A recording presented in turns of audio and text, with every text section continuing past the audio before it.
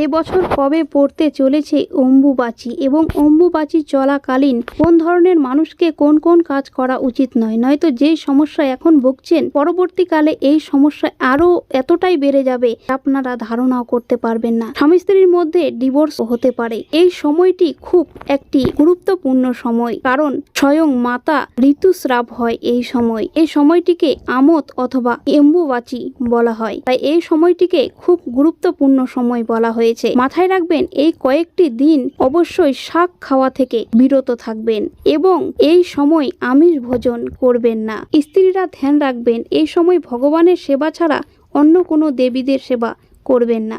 ঠাকুর ঘরের পর্দা একেবারেই বন্ধ রাখবেন এবং এই সময় লাল বস্ত্র বেশি পরিমাণে পরিধান করবেন না, এতে করে জীবনে অমঙ্গল নেমে আসতে পারে। কালো রঙের বস্ত্র থেকেও বিরত থাকবেন এবং আমিষ ভোজন করবেন না। এই কয়েকটি দিন অবশ্যই নিরামিষ ভোজন করার চেষ্টা করবেন।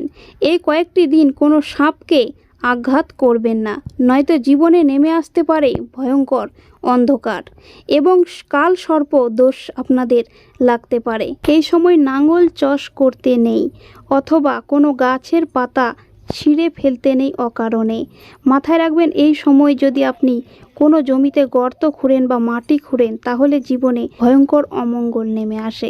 এবছর অম্বুবাচী শুরু হবে 22শে জুন 7ই আষাঢ় রাত 11টা 3 মিনিট 57 সেকেন্ডে।